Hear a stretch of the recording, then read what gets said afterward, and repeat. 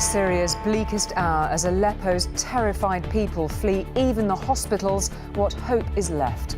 300 dead in just 3 days, chlorine and bunker-busting bombs raining down on the east of the city. Tonight, the UN's lead on humanitarian access makes a desperate plea on News at 10 for diplomats to stop quarrelling and act. I have not seen an air attack of this ferocity in a heavily populated area. But with walkouts at the UN Security Council and accusations of war crimes, where is the way forward for diplomacy? Also on the programme tonight.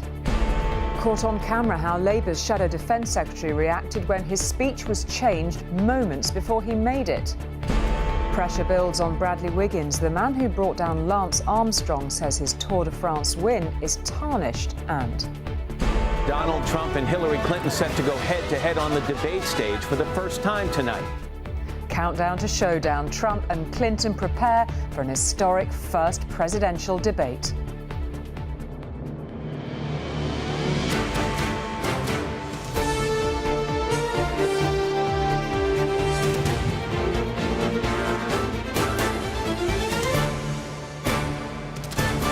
This is ITV News at 10 with Julie Etchingham. Good evening. When the history of the 21st century is written, the name of the Syrian city of Aleppo will almost certainly occupy a section of its own under the heading War Crimes. After what the UN called the worst 3 days in the city's history, accounts we've received from inside Aleppo claim chlorine gas has been used on civilians there today by President Assad's Air Force.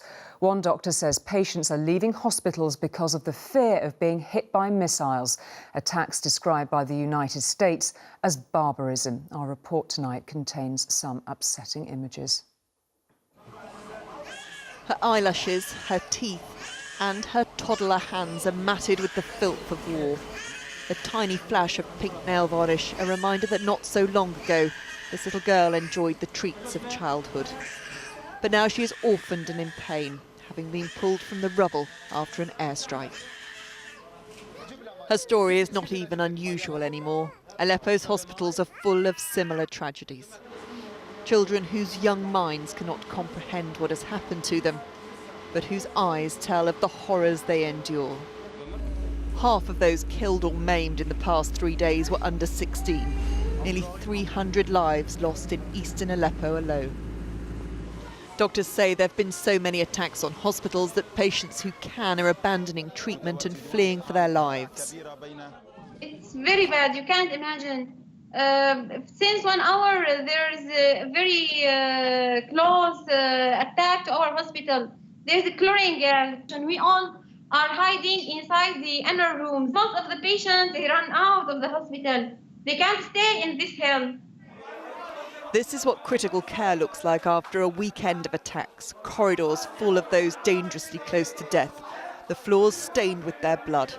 There is desperation within the population. This man pleading to know why no one is helping as the community is attacked. Our people are being slaughtered silently here, but unfortunately no one is doing anything towards us. Even the great and superpowered countries, they are doing nothing for us. Why? I just asking why. The attacks from the air have been branded war crimes by Western powers and blamed on Russian and regime forces. The Russians say such words are unacceptable rhetoric and insist their actions to drive out terrorists are mindful of civilians. Few on the ground in eastern Aleppo would agree. It's hell. You can't imagine. Aleppo is very hell. Real hell. You can't. No one can help us. Just God can help us. Indeed, there is no sign of imminent help. Aleppo and its people have words from the outside world, but few deeds to help them. Emma Murphy, News at 10. Well, a short time ago, I spoke to Jan Egeland, advisor to the UN Special Envoy to Syria and the lead on humanitarian access. And I began by asking him if he'd ever seen anything like the situation in Aleppo. Well, really, in my more than 30 years as a humanitarian worker, I have not seen an air attack of this ferocity in a heavily populated area. What they've been using is so-called indiscriminate weapon. And that's euphemism for basically killing more civilians than soldiers, because these militants that are wrongly blending into the civilian population do not justify attacks of this scale on civilian buildings, hospitals, schools, as we've seen. But you are faced with a situation where ambassadors are walking out of the Security Council, allegations of war crimes are now being made on a regular basis. This is a real failure by the UN to take this forward, isn't it? Well, it's a failure by the member states of the United Nations. It's precisely in the Security Council where members should be meeting to help promote peace and enhance mutual security. And at the moment they're quarreling like it was a kindergarten, and there is no common ground at all. Those who suffer are the civilian population and our courageous field workers who are among them and are also being killed. I mean, there is no other way than to try again for diplomats and try again for humanitarian workers. This is the bleakest hour. Let us pray that it will become better now. We're ready to do all we can. I hope the political and military actors also are that. If there were one person that could shift a position on this tonight, who would it be and what would you say to them, Jan Egeland?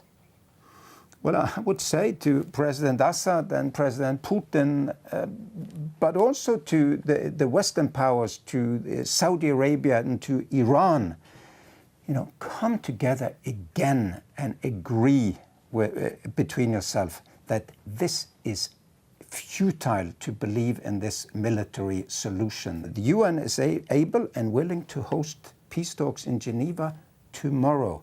We need the parties and their international sponsors to agree to that. Jan Egeland, thank you very much indeed for your time. Thank you.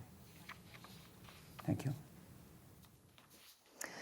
Now, since Jeremy Corbyn's re-coronation as Labour leader on Saturday, the party's been trying to show a new face. But the expression on the face of one of its key frontbenchers today told a different story. Our cameras caught the moment the party's defence spokesman, Clive Lewis, was told his speech had been changed by Mr Corbyn's communications director just moments before Mr Lewis delivered it. The change watered down Labour's commitment to Trident nuclear weapons. Mr Lewis wasn't just cross when he found out. Afterwards, he was reported to have thrown down his phone and punched a wall. When do you like to hear someone has changed your plans for you? Clive Lewis was told just before he was about to announce them to Labour's party conference, and he didn't look happy. Labour's nuclear weapons policy is to push for global multilateral disarmament, but replace the ageing Trident system in the meantime. The thing is, Jeremy Corbyn himself doesn't agree. He wants to scrap Trident. Today, Clive Lewis was allowed to say the existing policy remained in place. I am clear that our party has a policy for Trident renewal. But I also want to be clear that our party's policy is also that we all share the ambition of a nuclear-free world. He was going to add that would stay the policy until the next election.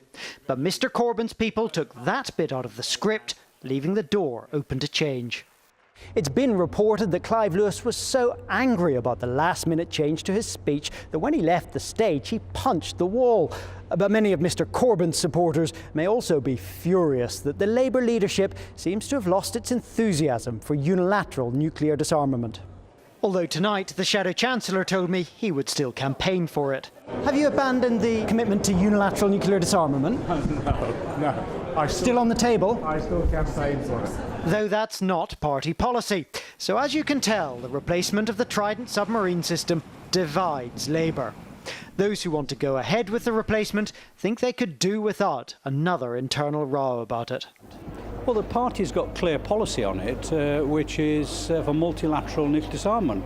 And to be fair to Clive Lewis today, what he's done, he said that is the agreed party policy. Let's draw a line on it and let's concentrate on the issues, on other issues of defence security, which are important.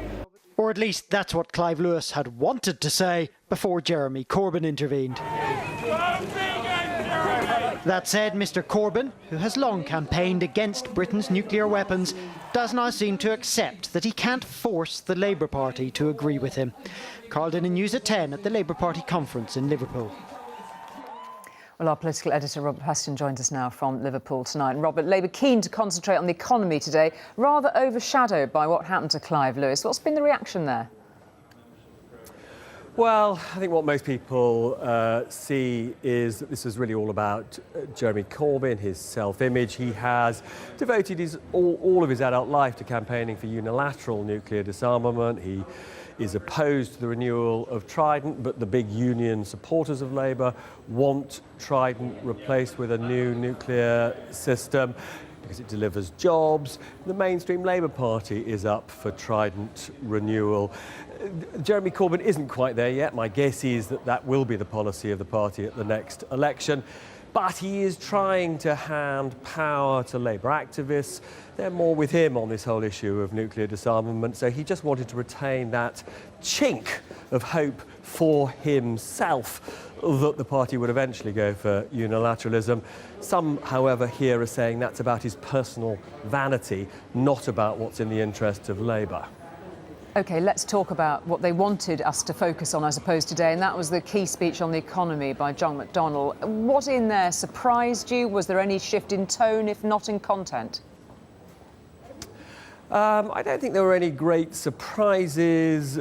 I think the most important thing about this speech was that it was the most left-wing, the most self-avowedly socialist by either a Labour Chancellor or a shadow Chancellor since the early 1980s. Much more power for trade unions, a shift in taxes from income to wealth, new government banks to channel investment to the parts of the country and the small businesses that need it. And I suppose eye-catchingly, a real living wage of £10 plus an hour. Now, this was immensely popular with people in the hall here. The big question is whether Labour, with these policies, can reach above the head of delegates to the country as a whole, because if they can't do that, they won't win an election.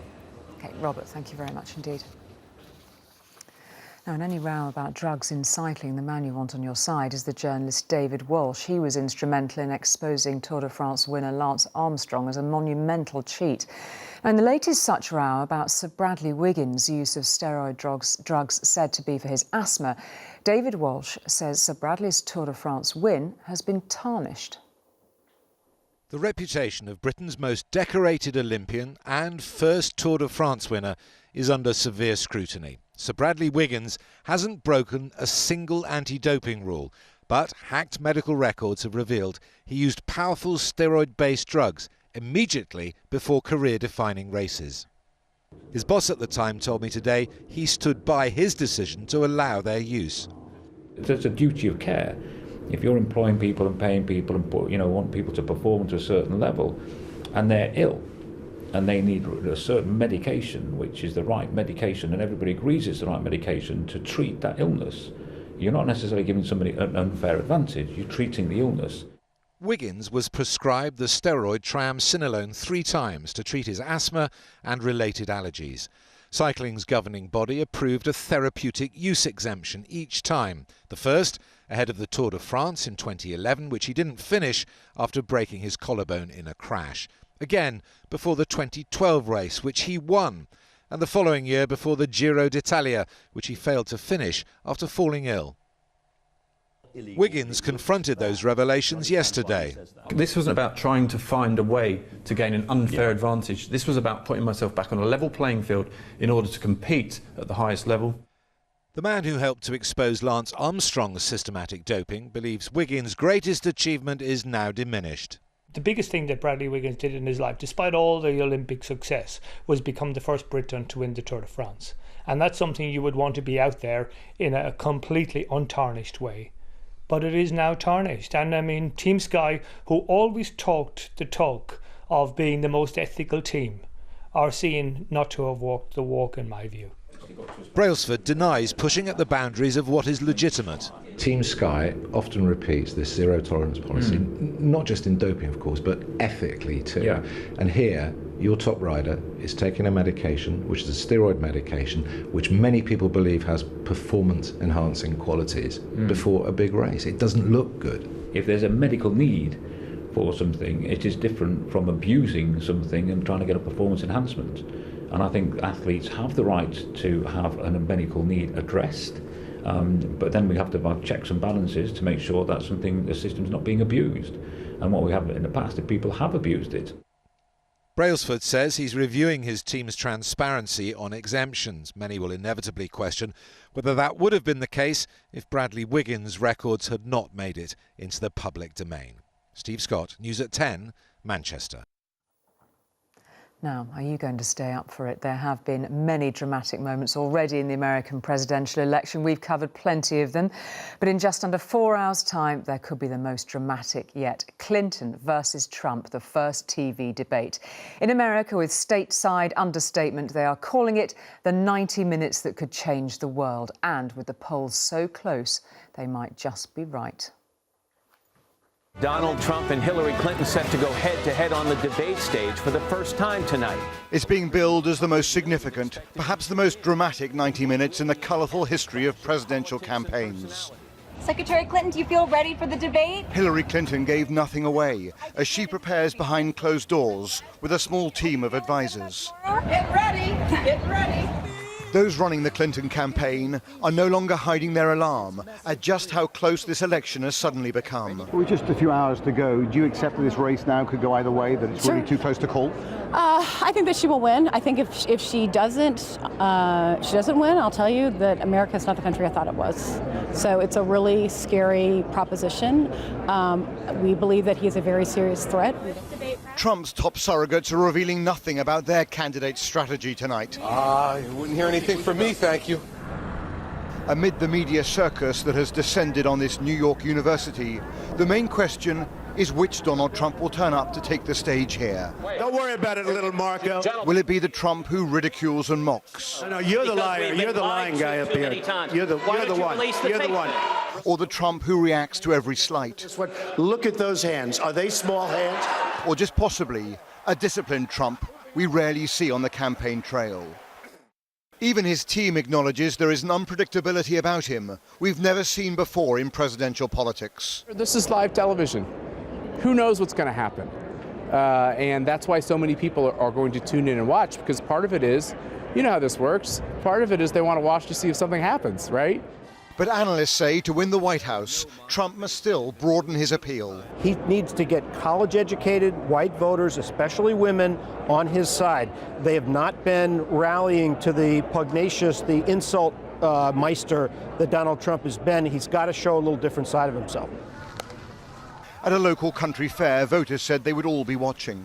I think everybody is waiting, including me, to see how much of a fool Donald Trump is going to make out of himself. I'm really hoping that it doesn't turn into 90 minutes of trading insults, because that will be really frustrating, and I'll wind up yelling at the television.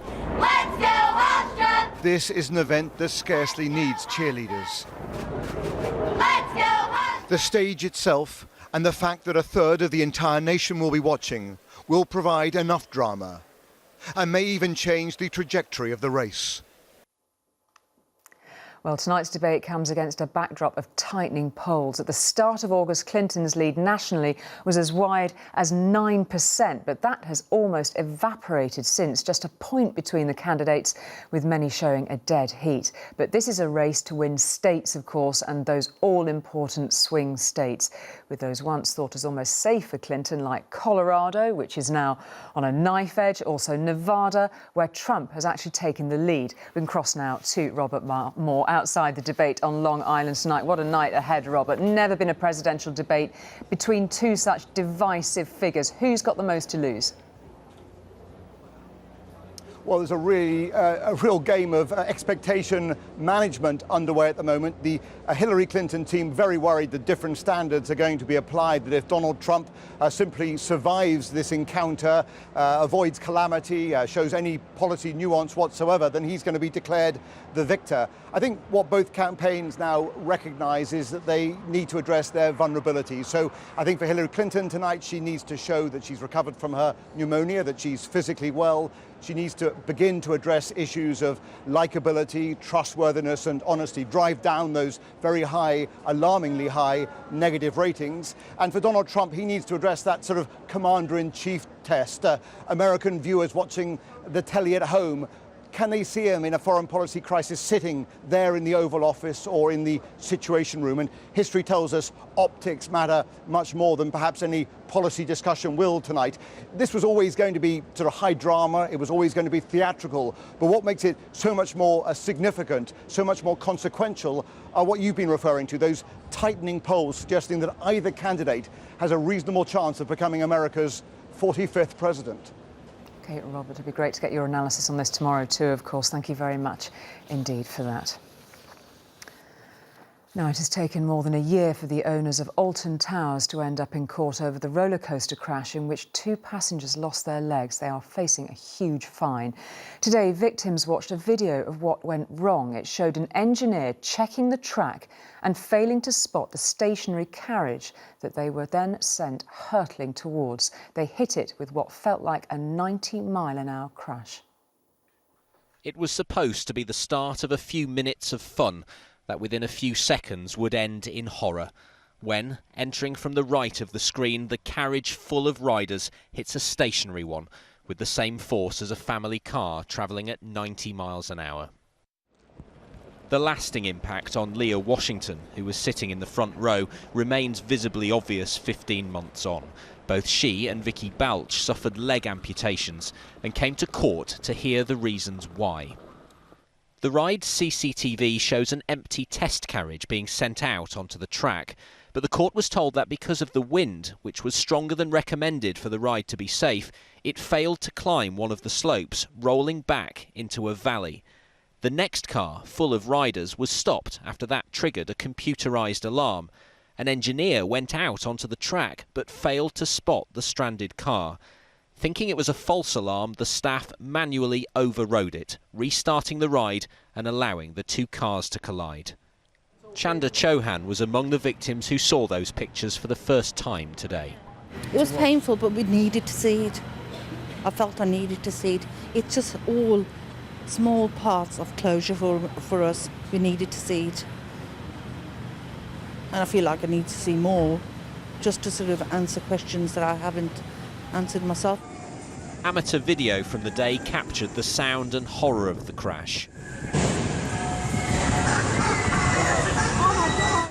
Alton Towers had claimed it was caused by human error, but the health and safety executives say it was the result of inadequate safety arrangements that senior management should have known about. The court heard there were significant delays getting the emergency services access to the victims, 2 of whom had life-threatening blood loss. It all could have been prevented if engineers had had proper safety procedures to follow. Instead, they were given targets and bonuses for reducing the time the rides were out of action. In court, the company apologised and said it's made a number of changes. But when the victims return tomorrow, the company is expected to receive a fine running into millions. Ben Chapman, News at 10, Stafford Crown Court. For the broken-hearted mother of Ben Needham, the toddler who disappeared from the Greek island of Kos a quarter of a century ago, a new dig offers really only more sadness. But it began today. British detectives are over there with more optimism, their word about finding something of significance, ending the mystery of what happened to Ben. New evidence has suggested he'd been killed close by all those years ago by a builder's digger. Kerry Needham says if Ben is found, it means an end to her prayer that he is still alive somewhere. With elephant numbers falling, as Prince William made clear last week, you might have thought all African countries would be lining up in favour of a ban on ivory.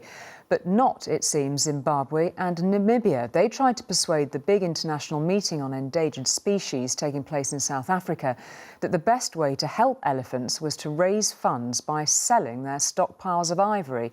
But today, the conference stood up to them and said no. There is no greater African icon, nor any whose existence is so deceptively fragile. Elephant numbers are falling more steeply than at any time in the past quarter of a century. As we witnessed in Malawi this year, the war against poaching is being lost. Desperate times, say some, demand desperate measures. Zimbabwe pushing to open its stores of existing ivory stocks to international trade, a plan backed by Namibia to return the profits to the communities which sustain the animals. These animals are looked after by local communities. These local communities should benefit from this. Otherwise, they will not be able to look after these animals any further. And that's the notion that many people who do not have wild animals have no understanding of. So please vote now. Despite lobbying behind the scenes, the proposal was defeated today at CITES, the world gathering that governs the wildlife trade. A welcome victory for conservationists. They've been doing fine without ivory up till now, and they don't need it. They don't need the small amount that they would make from selling ivory. It's a spurious argument. It's much more about the principle than the actual sale itself. And the principle, insists several African nations, is that they should have control of their own elephants, an argument not so easily dismissed. When the future of a species is at stake, it might seem odd to argue that the best way to save it is to sell its most precious asset. But at heart, this is a debate about how best to make elephants pay their way. The problem is no single strategy has succeeded. The world might have said no to legal ivory sales today, but it's yet to say yes to a plan of action which guarantees the elephant's future. John Ray, News at 10, South Africa. And finally tonight, for 32 years now, the Turner Prize has showcased the cutting edge of British art. You might remember some of it. This year's 4 shortlisted works are going on general display from tomorrow at the Tate Britain Gallery in London. And for the first time, the public will be encouraged to take photos and videos to make up their own minds about the installations. Fine art is much about the detail. The Turner Prize has always been rather bolder. And the chastity belts may be a given of today's world, whatever that says about us. They're making work that is a bit more sensitive to the mood of a nation, and that is definitely something you can feel in this year's iteration of the Turner Prize, and hopefully will do going forward. And what does the giant bottom say about the mood of the nation? The giant bottom says that we're open to having fun. Some pieces have a more serious tone. This pile of 20,436 pennies represents the poverty line for a family of 4 in the UK. Other works, though, fall somewhere between funny and serious. They take on the appearance of birds. You know, they sort of have this sort of wing-like quality, and so it's almost as though they're... The chastity belts are flying? Yes, yes, they're flying. The exhibition has got people talking even before it opens its doors tomorrow at Tate Britain. You look at this brick suit, and it's about environment, it's about the urban environment today and how we disappear into our workplace. We become part of the wall. The Turner Prize is known for its shock tactics, perhaps most memorably Tracey Emin's bed, which was shortlisted in 1999. But there are some who simply can't take this sort of art seriously. I think it should be called the Junk Shop Prize, because if you put all this lot in a junk shop, you wouldn't notice any difference. But it's conceptual art. Some might say you're missing the point. Well, the point of conceptual art is it's meant to have profound thinking behind it. If you think there's any profound thinking behind this, I think you're missing the point yourself. Every year the Turner Prize has some critics who say this is just a load of old rubbish. But for the first time, people will be able to take pictures and videos and debate those views online. And some argue if it makes you stop and look, that's art. Whether you think this work is revolutionary or off the wall, some say art is simply what you can get away with. Sally Lockwood, News at 10. piece to camera she will treasure, no doubt, now to tomorrow. There will no doubt be fallout from story breaking tonight about the England football manager Sam Allardyce. Tomorrow's Daily Telegraph claims he was secretly filmed offering advice to undercover reporters who he believed to be businessmen on how to get round FA rules on third parties owning players. The FA say they're waiting for more information from the Telegraph before they respond. And Sir Terry Wogan, who died in January, will be remembered at a special service at Westminster Abbey. Why tomorrow? Well, it's the 50th anniversary of his debut on British radio. Join Tom shortly for the agenda. His guests include Ed Balls and Elizabeth McGovern, Lady Cora to Downton fans, of course. Tom will be back here tomorrow night, but from me and from all of us, good night.